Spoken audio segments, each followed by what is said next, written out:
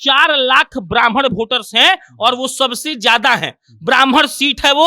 और आप बताइए कि अगर आप ब्राह्मण होते तो चाहते क्या कि ब्राह्मण को एक सीट मिलता है छोड़ दिया जाए।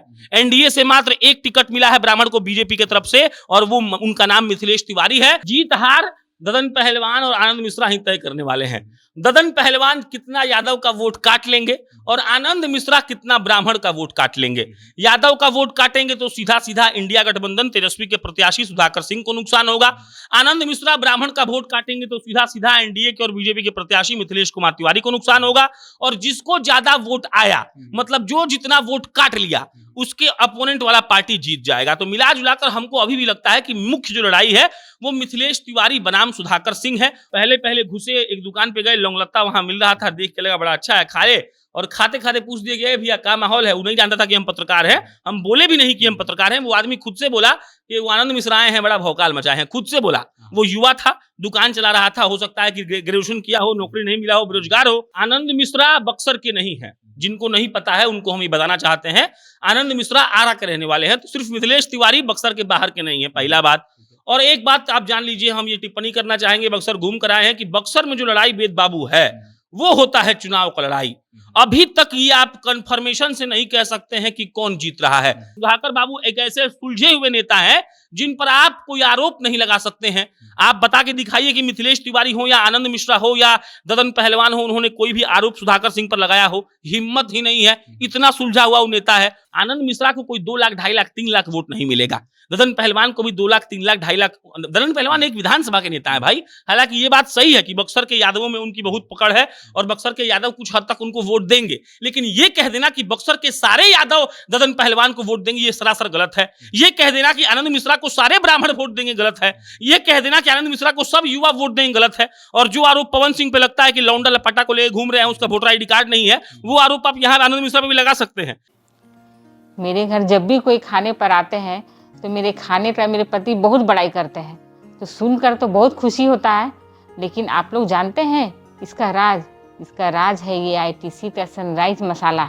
इसमें खुशबू स्वाद सब बिहार की है, इसलिए मैं सभी को सलाह दूंगी कि आईटीसी का सनराइज मसाला ही इस्तेमाल करें। बक्सर वो लोकसभा क्षेत्र जिस पर अब तक ब्राह्मणों का दबदबा माना जाता है और ये देखा गया है कि अब तक सबसे ज्यादा बार सांसद बन के कोई ब्राह्मण ही आया है, उस क्षेत्र की लड़ाई इस बार दिलचस्प हो गई है। दिलचस्प इसलिए हो गई है कि कुछ निर्दलीय प्रत्याशियों के मैदान में आ जाने से लड़ाई जो है कठिन हो गई है। और हम इसी बात पर चर्चा के लिए उपस्थित है। हमारे साथ मौजूद है प्रशांत राय, मेरा नाम वेद प्रकाश है, कैमरे के पीछे है विशाल और आप जनता जंक्शन देख रहे हैं। हम चर्चा करेंगे कि आखिर बक्सर में कौन बाजी मार सकता है और कौन सा प्रत्याशी किसके लिए भारी पड़ेगा। मेरा पहला सवाल सबसे पहले बक्सर को लेकर के कि बक्सर में इस बार जो है बाहरी बनाम भीतरी की मुद्दा का उठाया गया है कि मिथिलेश तिवारी बाहर के आए हैं और दूसरे लोग जो है बक्सर के मतलब अंदर के हैं, तो ये प्रभाव कितना डालेगा। आनंद मिश्रा बक्सर के नहीं है, जिनको नहीं पता है उनको हम ये बताना चाहते हैं। आनंद मिश्रा आरा के रहने वाले हैं। तो सिर्फ मिथिलेश तिवारी बक्सर के बाहर के नहीं है, पहला बात। और एक बात आप जान लीजिए, हम ये टिप्पणी करना चाहेंगे, बक्सर घूम कर आए हैं, कि बक्सर में जो लड़ाई वेद बाबू है वो होता है चुनाव का लड़ाई। अभी तक ये आप कंफर्मेशन से नहीं कह सकते हैं कि कौन जीत रहा है। आनंद मिश्रा में जो युवा हैं उनके अंदर आनंद मिश्रा को लेकर बहुत ज्यादा एक तरीके से वो है कि भाई साहब एक आदमी आया है, एसपी था, वो आदमी अपना वीआरएस लेकर आया है तो उसको जिताएंगे, पढ़ा लिखा है, बहुत अच्छा सोचता है। अब देखिए अश्विनी चौबे भी तो कोई बक्सर के नहीं थे, वो भी तो कहीं और से ही आए थे। और मिथिलेश तिवारी कहां से लड़ रहे हैं? एनडीए से लड़ रहे हैं। एनडीए में भी कहां से लड़ रहे हैं? तो भाजपा से लड़ रहे हैं। और आपको पता है कि भाजपा का जो काडर है वो एकदम स्टक रहता है कि जिसको टिकट हमारी पार्टी हमारी संगठन देगी हम उसी को वोट करेंगे। तो आप मिथिलेश तिवारी को भी कम नहीं कह सकते हैं। सुधाकर बाबू का बात करिए तो सुधाकर बाबू एक ऐसे सुलझे हुए नेता है जिन पर आप कोई आरोप नहीं लगा सकते हैं। आप बता के दिखाइए कि मिथिलेश तिवारी हो या आनंद मिश्रा हो या ददन पहलवान हो, उन्होंने कोई भी आरोप सुधाकर सिंह पर लगाया हो। हिम्मत ही नहीं है, इतना सुलझा हुआ वो नेता है। वो आदमी 100 वोट से कम वोट से विधायक का चुनाव जीता था और वो आदमी इतना सुलझा हुआ नेता है। और वो आदमी कैंपेन करने जाता है तो खड़ा हो जाता है पेड़ के नीचे या बोल देता है, तो उस आदमी को भी वोट मिलेगा। ददन पहलवान 4 बार के विधायक, ददन पहलवान यादवों के एक तरीके से बक्सर के मसीहा, मरनी से लेकर शादी से लेकर छठिहार से लेकर जनेऊ से लेकर हर जगह जाने वाला। और जो मरनी छठिहार जनेऊ और शादी हम कह रहे हैं ना, ये क्षेत्र में जब जाइएगा तो ये एक मुद्दा होता है कि कौन आया था मेरे यहाँ जनेऊ में। तो समझिए बक्सर की लड़ाई अभी ऐसी लड़ाई है कि गजब हो गया है।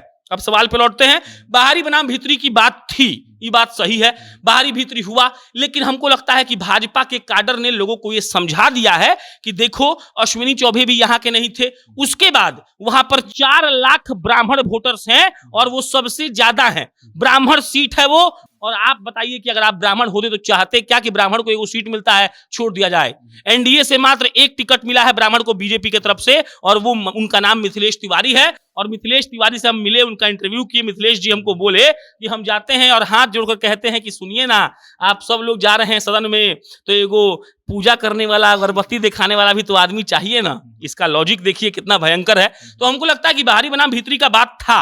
मोदी जी के जब वहां 25 तारीख को रैली हुआ, उसके बाद ये बदलना शुरू हुआ, और भाजपा का जो कैडर है वो एकदम मजबूत कैडर है, वो उसी को वोट देता है जो जिसको पार्टी कहती है। और भाजपा वालों ने ये सही से समझा दिया है कि अपना वोट व्यर्थ मत करिएगा, उसी को वोट दीजिएगा जो आपका अपना आदमी है। तो लड़ाई बहुत दिलचस्प है। हम अभी भी नाम लेकर नहीं कह रहे हैं कि कौन आगे है कौन पीछे है, सबका अपना वोट बेस है।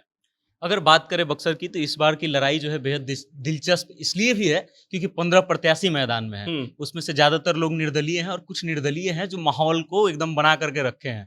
अगर ददन पहलवान का नाम ले ले, आनंद मिश्रा का नाम ले ले, तो ये लोग हैं जो वोटों को सेट कर रहे हैं, अलग अलग रूपों में बांट रहे हैं। इसका फायदा किसको मिलेगा? देखिए, जीत हार ददन पहलवान और आनंद मिश्रा ही तय करने वाले हैं। ददन पहलवान कितना यादव का वोट काट लेंगे और आनंद मिश्रा कितना ब्राह्मण का वोट काट लेंगे। यादव का वोट काटेंगे तो सीधा सीधा इंडिया गठबंधन तेजस्वी के प्रत्याशी सुधाकर सिंह को नुकसान होगा। आनंद मिश्रा ब्राह्मण का वोट काटेंगे तो सीधा सीधा एनडीए के और बीजेपी के प्रत्याशी मिथिलेश कुमार तिवारी को नुकसान होगा। और जिसको ज्यादा वोट आया, मतलब जो जितना वोट काट लिया, उसके अपोनेंट वाला पार्टी जीत जाएगा। तो मिला जुलाकर हमको अभी भी लगता है कि मुख्य जो लड़ाई है वो मिथिलेश तिवारी बनाम सुधाकर सिंह है, और कोई मैदान में नहीं है। कोई तो लोग भाजपा वाला ये भी कह रहा है कि सुधाकर सिंह और लड़ाई में नहीं है, मिथिलेश तिवारी वर्सेस ददन पहलवान लड़ाई है। आनंद मिश्रा और सुधाकर सिंह ऐसे ही साइड में है। लेकिन हमको लगता है निजी तौर पर, क्योंकि देखिए वहां राजपूत वोटों की संख्या है, राजपूत वोटर्स जनरल कास्ट में आते हैं, जनरल को कहा जाता है कि ये लोग बीजेपी के वोटर्स हैं। लेकिन सुधाकर सिंह का छवि जो है वेद बाबू, वो बहुत भयंकर मायने रख जाएगा बक्सर में, और हमको लगता है कि इन्हीं दोनों में लड़ाई होगा। लेट्स सी क्या होता है। युवाओं का क्रेज आनंद मिश्रा के लिए बहुत ज्यादा है और उनके पीछे खूब युवा घूम भी रहे हैं। अगर वो वोट काटते हैं युवाओं का, तो सबसे ज्यादा नुकसान किसका होगा? नुकसान तो सीधा सीधा है वेद बाबू की वो एनडीए को ही नुकसान पहुंचाएंगे, और ये बात बिल्कुल सही है। हम बक्सर में जब जिस दिन गए, पहले घुसे, एक दुकान पे गए, लौंगलत्ता वहां मिल रहा था, देख के लगा बड़ा अच्छा है, खाए, और खाते खाते पूछ दिए गए भैया क्या माहौल है। वो नहीं जानता था कि हम पत्रकार हैं, हम बोले भी नहीं कि हम पत्रकार हैं। वो आदमी खुद से बोला कि वो आनंद मिश्रा आए हैं, बड़ा भौकाल मचाए हैं, खुद से बोला। वो युवा था, दुकान चला रहा था, हो सकता है कि ग्रेजुएशन किया हो, नौकरी नहीं मिला हो, बेरोजगार हो, और दुकान चलाते जाते वो खट से बोला कि आनंद मिश्रा आए हैं, उनका बड़ा नाम चल रहा है आजकल। तो इसका मतलब समझ लीजिए आप, ये बात बिल्कुल सही है कि आनंद मिश्रा का नाम फटा है, जिसको मतलब लेमेंस लैंग्वेज में कहते हैं कि नाम फट जाना। तो उनका नाम फट गया है, लोगों तक पहुंच गया है। अब देखिए, लोग समझदार हैं बहुत वेद बाबू। अगर आनंद मिश्रा को किसी पार्टी से टिकट मिला होता ना, तो हमको लगता है कि आनंद मिश्रा वो चुनाव निकाल लेते। अब बात ये है ना कि लोग ये समझते हैं कि अगर हम आनंद मिश्रा या ददन पहलवान को वोट देंगे तो मेरा वोट वो व्यर्थ जाएगा। ये बच्चा, बूढ़ा, जवान, मिडिल एज सब लोग समझता है। और यही पर हमको लगता है कि ददन जी भी मार खाएंगे और आनंद मिश्रा भी मार खाएंगे, क्योंकि ददन जी भी काम किए हैं क्षेत्र में और आनंद मिश्रा वाकई में अच्छे छवि के हैं, इसमें कोई डाउट नहीं है। लेकिन अभी आनंद मिश्रा वोट ही काट रहे हैं और एनडीए का वोट काट रहे हैं। अच्छा, आप वोटों की बात कर रहे हैं, वोट काटने की बात कर रहे हैं, तो पिछली बार का आंकड़ा ये कहता है कि नोटा जो है 4थे नंबर पे था वहां पे बक्सर में। तो जो लोग नोटा को वोट दे रहे हैं, वो लोग भी तो रुष्ट हैं। तो वो लोग का वोट अगर इन लोगों के ऊपर शिफ्ट हो जाए तो कुछ फर्क पड़ेगा क्या? हो सकता है कुछ फर्क पड़ जाए, लेकिन हमको लगता है कि जीत और हार का मार्जिन और फासला बहुत बड़ा है।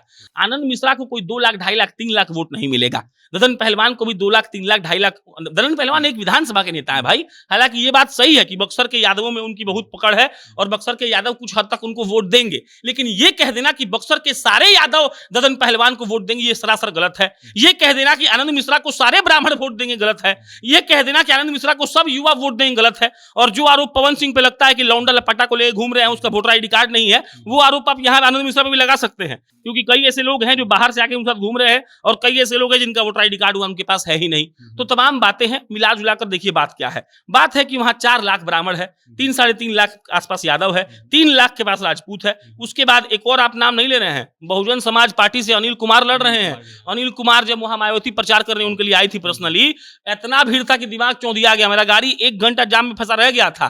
तो एक और बात जान लीजिए, बसपा का जो काडर होता है ना, वो करो या मरो जय भीम चिल्लाता है। कल हम गए थे जहानाबाद, अरुण कुमार के पास भूमिहारों से ज्यादा बसपा का झंडा उठाने वाले लोग थे। तो बसपा है, तो वो भी तो कुछ वोट काटेंगे। इसीलिए जो लड़ाई आनंद मिश्रा और ददन पहलवान का था, ये लोग है ही नहीं, ये लोग निकल जाएंगे। मुख्य लड़ाई होगी मिथिलेश तिवारी और सुधाकर सिंह में। अब जो अगर मिथिलेश तिवारी को ब्राह्मण वोट मिल गया, अश्विनी चौबे से वहां लोग नाराज हैं। अश्विनी चौबे ने 10 साल में उस लायक काम नहीं किया है जिस लायक उनको काम करना चाहिए था। अश्विनी चौबे से नाराजगी अगर बहुत भयंकर अंत मोमेंट तक बनी रह गई, तो हो सकता है थोड़ा बहुत कुछ इधर उधर हो। मेरे समझ से, मेरा जो राजनीतिक समझ है उससे हमको लगता है कि कुछ इधर उधर नहीं होगा। लड़ाई सुधाकर सिंह वर्सेस मिथिलेश कुमार तिवारी ही है और वही रहेगी। क्या लगता है अंततः अगर हम निष्कर्ष पे जाना चाहें तो किसका सिक्का चलने वाला है बक्सर में? देखिए, हमको लगता है मिथिलेश तिवारी का सिक्का चल जाएगा। ऐसा इसीलिए लगता है क्योंकि मिथिलेश तिवारी, एक पहले बात तो यह है कि ब्राह्मण है। ब्राह्मण कतई नहीं चाहेगा कि एक भूमिहार साथ जहानाबाद में क्या हो रहा है, चंद्रवंशी को टिकट मिला जब 2019 में, तो जाकर ललन बाबू और नीतीश कुमार भूमिहारों के नेताओं को बोले कि हमसे गलती हो गई, आप लोग माफ कर दीजिए, हम अगला बार ये सीट भूमिहार को देंगे। जहानाबाद सीट भूमिहार का कहा जाता है, बेगूसराय सीट भूमिहार का कहा जाता है। लेकिन इस बार क्या हुआ, फिर चंद्रवंशी को टिकट मिल गया। अब भूमिहार सड़क पर आ गया है। क्यों आ गया है? कि उसको समझ में आ गया है कि इस बार सड़क पर नहीं आएंगे तो जहानाबाद सीट हमारे हाथ से निकल जाएगा। सेम गोज विथ बक्सर, अगर वो लोग ब्राह्मण को हटवाएंगे तो ब्राह्मण का हाथ से सीट निकल जाएगा, और ये ब्राह्मण कतई नहीं चाहेंगे। और इसीलिए हमको लगता है कि अंत तक जाते जाते मिथिलेश बाबा चुनाव जीत जाएंगे। चलिए, आपको क्या लगता है कि कौन बक्सर से भारी पड़ेगा और कौन सत्ता में आएगा? इस पर अपनी राय हम कमेंट के माध्यम से हम तक जरूर पहुंचाइएगा और देखते रहिएगा जनता जंक्शन। बहुत बहुत धन्यवाद।